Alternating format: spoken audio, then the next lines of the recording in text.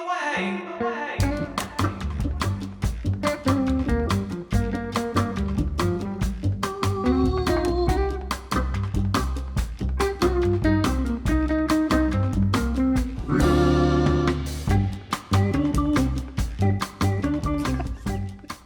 recording of this is where bloopers come from. Yeah. It actually is funny.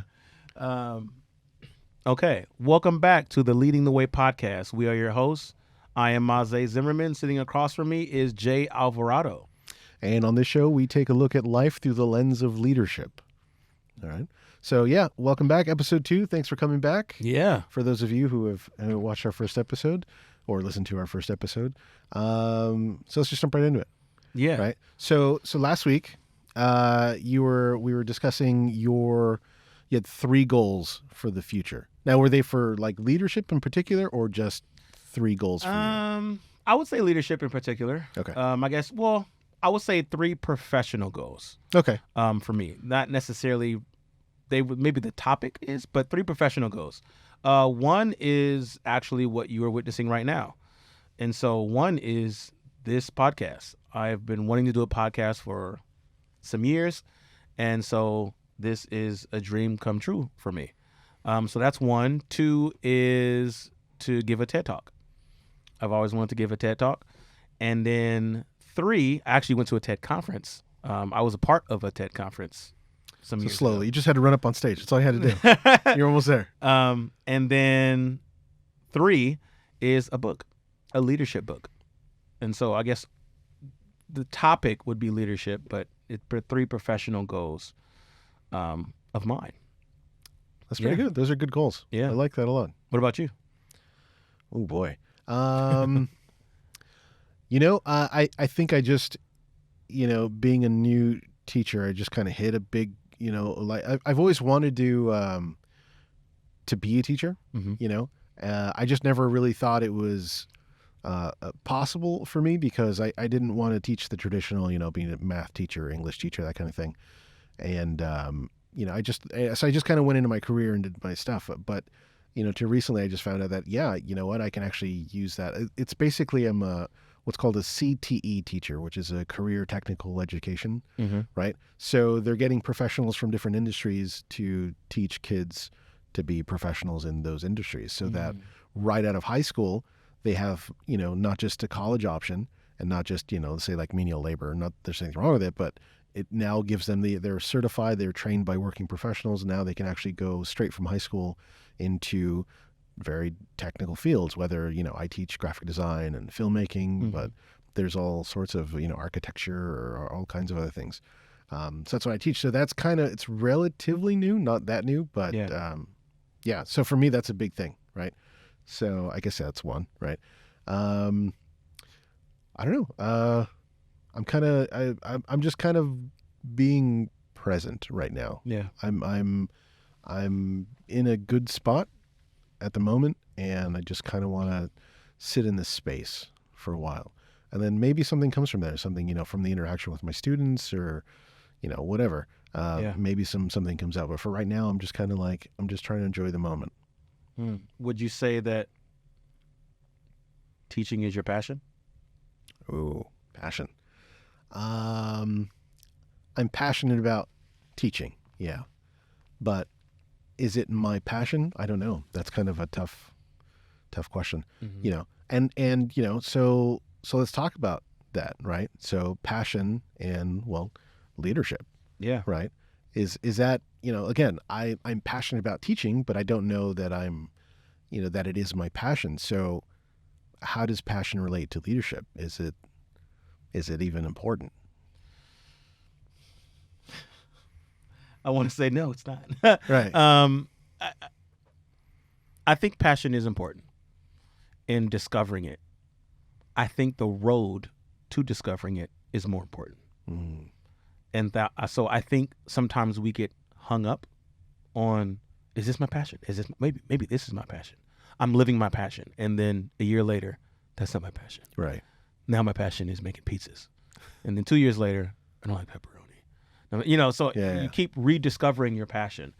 And I think it's just one of those words that we've just heard over and over and over and over. Yeah. And it's like, is it is it more important than your happiness? And just doing, are you happy? Stick with that, Right. right? Like for you, are you happy doing this job that you're doing, starting this job that you're doing? Are you? Right. Like Yeah. real question, like are Yeah. you? I'm very happy. Right? Yeah. And so I think that, if anything else, is more important. Right. Right? Now you may discover maybe 6 months, maybe 2 weeks, maybe a year, 2 years, 5 years down the line that teaching in this space is my passion. Right. And maybe it's a temporary passion. Like I think it looks different for everyone. Some people live a long life doing the same thing, Mm-hmm. and they just found something that they love and they can do with the rest of their lives. Yeah. Others have done many things, like a jack of, many traits, where they did this career for 20 years, and then they pivot and they did this career for 60 years, whatever the case may be. Yeah. But I think doing what makes you happy in the moment for right now, stick with that first. Well, Master that was the case for me. Like you, I've had many different jobs. I worked in a lot of different industries, and I'm just a creative person by nature, and I have to kind of like try something new creatively. Oh, what is it? That's a new thing? Oh, Yeah. Oh, this new kind of design, a new kind of filmmaking. Oh, is it AI? Let me do AI generated images, and I just love to move around. So my careers are kind of like that as well. But what I realize is that no matter what career I was in, I was always happiest when I was like teaching or managing a team, right? So whether that was me as a graphic designer, I was in the music industry for a little bit. I've worked in the film industry, but whenever I've been able to work with a team and show people, hey, you can do this. Hey, let's try this. Hey, let's do this. Being creative together and showing people how to do stuff. Yeah. That is always when I've been happiest. So mixing that, what I'm able to do now, being in that environment, and show that to kids who can then go on and create all kinds of stuff, that makes me very, very happy. And maybe that's where the passion is going to come. Again, I'm passionate, but I don't know if I'm not like tearing my shirt off, pounding my chest like this is the, you know what I mean. So saying that, Yeah. because I'm visualizing it. Me tearing my shirt off and pounding my chest? Is that what you're visualizing? And I'm seeing it on the top of the building. Is because that sounds like passion is the car. And you can take this car on many roads. Okay. So instead of finding the road, find the vehicle that you can sit in and be comfortable. And then take that vehicle and drive all over the world. Okay. And do many things. And so teaching is the passion. And you can teach in this industry, and you can teach in this space, and you can teach in that space. I see that. Because what's the common denominator of whenever I was happy, all these things, whenever you were teaching. happiest, you were teaching. Yeah. And so for me, it's kind of the same thing where I need to be around people. Yeah. I had a banking job. I hated every minute of it because I just sat at a desk the entire time waiting for someone to walk in my desk. Yeah, because you weren't a debit card. You weren't a 'cause they left teller, us. or you were a teller. No, I was a banker, and it was. I mean, time was. I'm staring at the clock, and I'm like, it's only 10, and I get off at 6. Like it was just. I did not like it. I thought wearing a suit would be great because I like looking good, and it was like now I'm just hot and uncomfortable, and it's boring. And the next person's gonna walk in is only gonna need a debit card because they left it in someone's Uber. Yeah. It was just time was just like, oh, I just don't want to do I this get anymore. that. Yeah, that's just kind of in our nature. So before the school year started and teaching began, I had to take just kind of like a temporary job, and I thought, okay, well, I found an office job. I'm like, that's easy. I can sit in front of a computer, air conditioned office, just typing away all day. It was so boring, and it was really hard to get. It almost became like torture. I mean, that I'm really exaggerating, but it was so boring, and I missed interactions with people because there were people in my office, and nobody spoke to one another. Like it was so silent, and that's just not a bunch of bankers. It felt that way. Yeah. And it was not, it's not who I am. And I need to be with people, that's just, I don't know. Like, And so I would say, and if you're going to buy a car, Mm. you got to test drive some.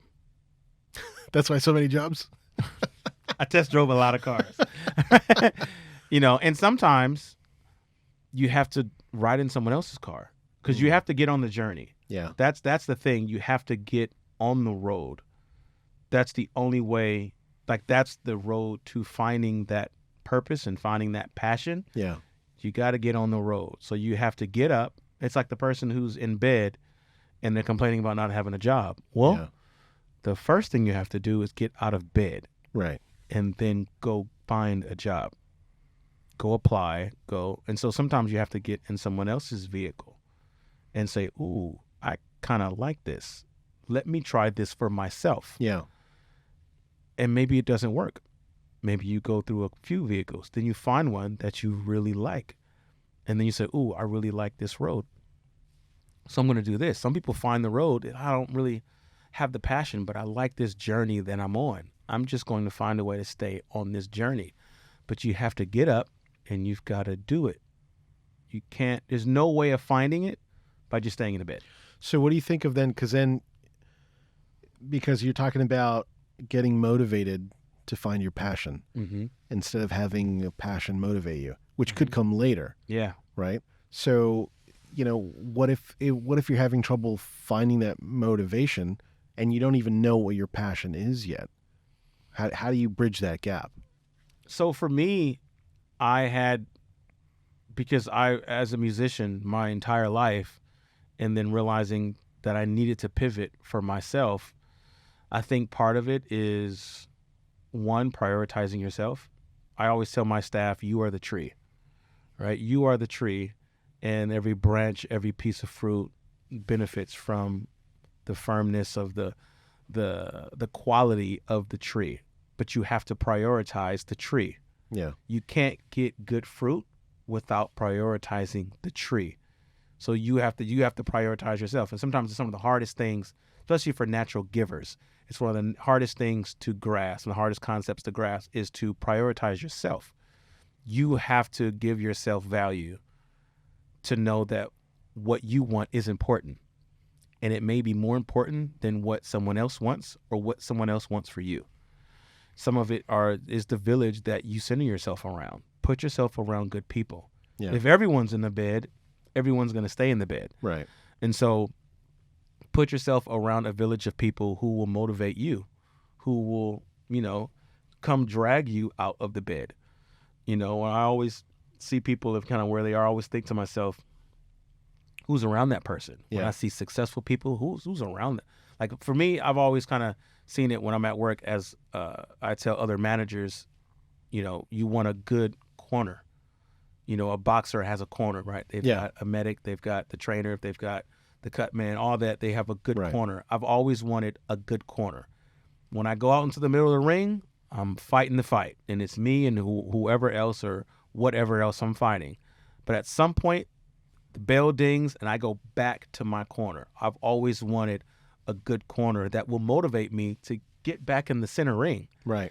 And so that was part of it, is the people you're around, who you center yourself around, right? Pick people that are smarter. Pick people that are self-motivating, right, to help motivate you. So I saw a clip of, it was actually Quentin Tarantino giving a talk, and he talks a lot about that, and he gave this analogy which I think was pretty good, where he was talking about like runners, right? Let's say you're like running track and you're really good and you're, the best of the group of the people that you run with, and you always win. Well, there's no advancement there, right? So he said, so instead go run with people that are better than you. If you're a great high school runner, go run with college people. I'm paraphrasing, but so you may not win, but your time is going to get better. And that's how you're going to improve. You got to, put yourself with people who are doing where it is you want to be, not better than, just all the rest. There has to be resistance. The only way to learn how to swim is to swallow water. It's a part of the learning process. Yeah. And it's a part of the process. It's not, don't see it as a bad thing. but there needs to be, in order for growth to take purpose, Yeah. in order for you to get better at whatever it is, better at waking up, right? Don't hit the snooze. It's I don't want to. I know. That's called resistance, Right. right? Don't hit the snooze 3 times out of the week. Pick one day out of the week. Don't hit the snooze. See Yeah. what happens. Turn that one day. Do that for 4 weeks. On the 5th week, try 2 days. Yeah. Don't hit the snooze. But there has to be, because then that's the what it feels like in the process of growth and kind of self-motivating is that there is that bit of resistance. Like Yeah. a weight trainer, my cousin's a weight trainer, and training with him is like running a 25-mile marathon. But there's always that, I can't do it. But that's why we have spotters. Right. That's why we have people around us to help us get through the resistance, because sometimes you do feel like you're in it alone. I think too that becomes a big mental block for a lot of people. They think you have to make these big drastic decisions to do stuff, and you don't. It's really, people always say baby steps. It's little things. Like I remember reading about, trying to get yourself motivated to go to the gym, which I need to do. Right. But we both need yeah, to do right. it. Yeah. But to motivate yourself, so like, if you're having trouble getting to the gym, you start slow. So maybe just one day you put your gym shoes on. And that's it. Just sit in the bed with your gym shoes. Exactly. And the next day, you just What are you doing? put them on and walk to the door. Hey, look. Yesterday I didn't have these shoes on. So I'm going to the gym. tomorrow I'm Thinking going to about- tie the shoes. Exactly. The next day you tie them. The day after By the that, end of the year, you'll be out the bed. so you take these baby steps, and eventually you're up and going to the gym. You make it routine. Yeah. Yeah. And really, that's it. Maybe you start with more than putting the shoes on. Get the gym membership. Or just go outside and run. Just walk. You still got to put the shoes on, man. It's still going to take you a couple days. Put those shoes on, tie your shoes, walk to the door, open the door. Oh, I forgot my water bottle. It's going to take you a while. It's okay. Well, you get there. But it's true. But that's, there's people get so hung up on long-term goals. What's your 5-year plan? What's your where do you see yourself in 10 years? Hopefully alive. Right. Like Nowadays, like, hopefully not homeless. right? Like, you don't get hung up on 5 years. What are you going to do tomorrow? Yeah. Like, just don't. Okay, I'm not, this is not to say that 5-year plans aren't good, Right. right? But 5-year plans only work when there's a 6-month plan. 6-month plans only work when there's a 30-day plan. Right. A 30 plan only exists because the next day you were trying to be better at something. Yeah. And so I think instead of focusing on this 5-year plan of 5 years, I want to give a TED Talk. That's not the reality. The reality is tomorrow I'm going to start the book that I bought on leadership. Right. That's where I'm going to start. And Yeah. by the end of the week, I want to be 2 chapters in. That's what success looks like. Yeah. But when we go on Facebook, when we go on Instagram, all we see are 5-year plans. Yeah. All we see is you were 180 pounds in 2022, and now you're 150 pounds in 2023. Yeah. We don't see the incremental steps that were taken beforehand. Right. But you've got to start somewhere. But everyone's looking at us, and we're sharing everything, and people get hung up on the perception of other people, and it doesn't really matter. So that's the motivation part, right? But bringing it back to passion, though, Yeah. right? So let's say you motivate yourself, you do all that stuff, and now you're doing it, right? Mm-hmm. Again, does passion equate to happiness? Can one exist without the other? Because you motivate yourself fine, you get your routine down, you're doing it now. So you're good at it, you're successful at whatever it is you're doing, but you're not feeling it. Do you start over? Do you wait and hope that passion comes from it? I mean, I think that's also, you pick the car you want to drive in. Doesn't mean you're going to enjoy it every journey. You drive a nice car, so I mean, it's easy for you to say. I got a crack on my windshield. It's not so great. But it doesn't mean I can have a passion for music. Doesn't mean I'm going to enjoy every single music. So let's talk about that, because you started as a musician. Yeah. And But I had a that's lot not of crappy days. Yeah, but you didn't go into that as a career. So No. So you're passionate about music to this day. I know you are. Yep. But you didn't choose it as a career. And yet, I feel you're still happy, Yeah, right? I'm very happy. Yeah. And I didn't pick the route that a lot of people wanted me to take, Mm. and I didn't pick the traditional route that matched the skill set that I had, because not everyone, but a lot of people in my circle wanted me to be this, rightfully so, and I respect them wanting that for me, but internally it wasn't what I wanted for myself. And there are still things I want to do musically, Yeah. but you can find your passion but still not know how to position yourself to get the fulfillment that you want. Mm. And so for me, I had a passion in music, and I still do have a passion for music, but I didn't want to teach music. I didn't want to go into being a full-time teacher like you. I didn't have Right. a passion for that. I didn't want to do that. That wasn't the journey I wanted to take. Right. I found the car. That's not the road I want to take. I want to take this road. Yeah. Why would you take that road? You can see so much more on this road. Right.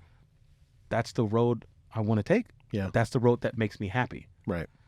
And so I think, yeah, sometimes you have to start over. And that's not a bad thing. Because, you started a musician, you worked in banking, but now you're in the restaurant industry. Mm-hmm. Do you remember a day or a point or an event that happened that made you go, you know what? This is the industry I want to be in? Or have you even had that? And are you just surviving? I think I survived. It's like, I'm just trying to pay rent next month. Uh-huh. I mean, I am. Yeah. But I don't know if I don't think I had a specific day where it was like it clicked and it was like, this is what I want to do. Yeah. It was more of, I was positioned with people that were inspiring and that motivated me to want to do this more and more in depth. And I Yeah. wanted to dig deeper into this leadership world. I've had the privilege to work with great leaders who in some way confirmed, I want to do what you do. Mm. I want to do this. This makes me feel good. Yeah. When I'm able to develop someone else and help them grow, that makes me feel good. How can I do more of that? And I just happened to be in the restaurant industry. I didn't, I want to be a restaurant manager. I found myself wanting to lead, and that was the industry that I was in. Yeah. So I'm not passionate about the food industry. I'm passionate about leadership. And I just so happen to be in this industry, and Yeah. I've had success in this industry. And I love what I do because of the position that I'm in. Would I love it if I were in the same industry and I was an accountant? Absolutely not. Right. Because it's not the industry that I'm passionate about. Right. It's the leadership that I'm passionate about. And I just happen to be in this industry. Yeah. So Yeah, I think, for me, it's funny now being a teacher, and you kind of, hindsight is 20/20, and you start to recognize all the not red flags, because it's a good thing, but all the signs, right, Mm-hmm. along the way that you never really think about until it all clicks. So for me, having that kind of moment where, teaching is it, for me, I remember, many, many years ago, my ex-wife and I, we used to teach. We actually taught it was an after-school and summer program. It was called Science Adventures. Mm-hmm. And yeah, we were teaching little kids cool little science projects. And one of the lessons that I taught them, taught them to build model rockets. They setting these rockets up, right? And I remember being out there in the field, and all the parents there were setting these rockets up, and the faces on these kids, they were having such a blast. And I see how happy it made them, just showing them how to do this simple stuff. Yeah. How happy it made them. That I think that was the first time I was like, you know what, teaching might be a thing. Because I'd always been a leader, with my group of friends, and they kind of did what I did, and a lot of them copied the stuff that I did, but I never really thought I'm not teaching them anything. But that was kind of the first time where I was like, whoa, wait a minute, I'm teaching them how to do this, and they're loving it, and this is great. And how old were you when that happened? It's probably in my early 20s. Early maybe 20s? Yeah, very early 20s. Yeah, maybe even 21, something like that. 20, 21, really young. Yeah. Yeah. And I mean, that's going to be old or young, Right. depending on who's listening. Well, it's just interesting. Yeah, that's true. But the thing, what's interesting for me is, so that was 20 or 21. I'm teaching now, I'm 42. It took me 20 years to finally, hey, wait a minute, remember that stuff that, gave you a lot of happiness and joy? So you found the car 20 years ago, Exactly. Like, but the journey, there's the a big road, parking lot there. That's where I'm parked. Come on.